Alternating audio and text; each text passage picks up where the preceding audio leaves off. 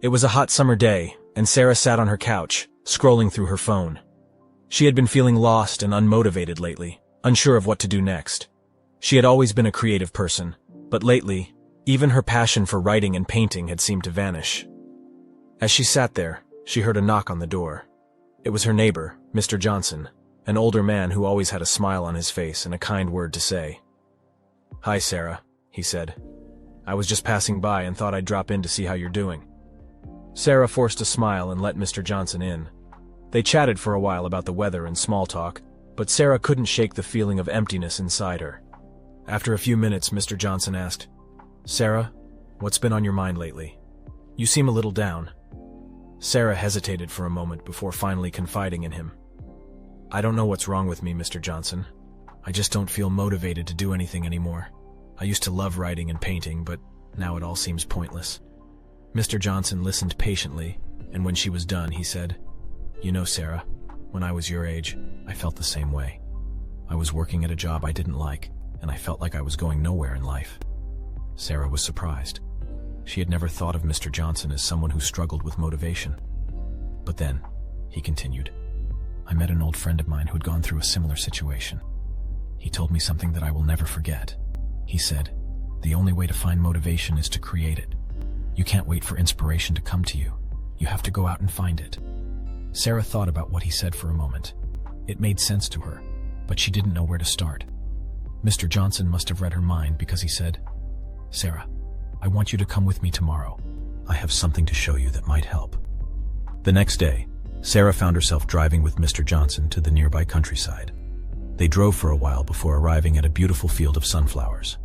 As they got out of the car, Mr. Johnson said, "I come here every summer to see these sunflowers. They remind me of the beauty and resilience of nature. When I'm feeling down, I come here and just sit and admire them. It always lifts my spirits." Sarah was amazed at the sight before her. The sunflowers were tall and vibrant, and they seemed to stretch on forever. As they walked through the field, Sarah felt a sense of peace wash over her. She realized that she had been so focused on the things that weren't working in her life that she had forgotten to appreciate the things that were. Mr. Johnson looked at her and said, "Sarah, do you see those sunflowers? They started as small seeds, just like you and me. But with time, care, and hard work, they grew into something beautiful. You have to nurture your dreams and passions the same way. It may take time and effort, but if you keep working at it, you'll eventually see the fruits of your labor." Sarah felt tears fill her eyes. She knew that Mr. Johnson was right. She couldn't just wait for motivation to come to her. She had to create it herself.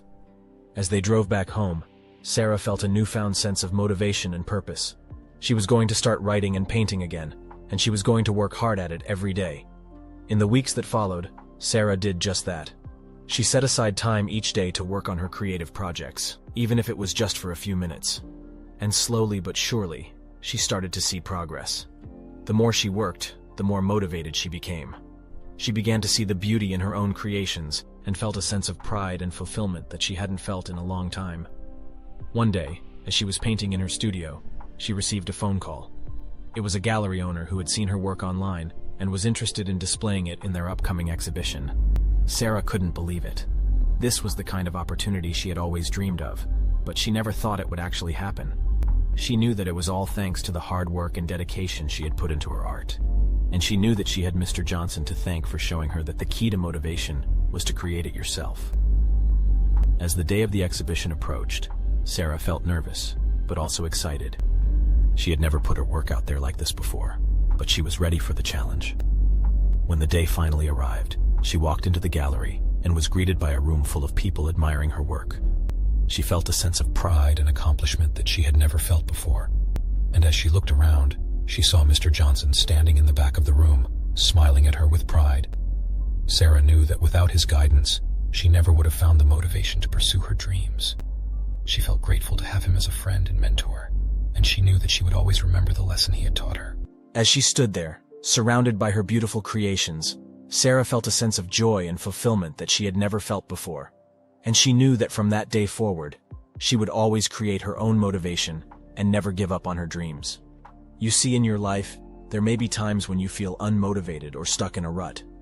Maybe you have a goal you want to achieve, but it seems too daunting or you don't know where to start. Sarah's story is a great example of how creating your own motivation and working hard can lead to incredible success.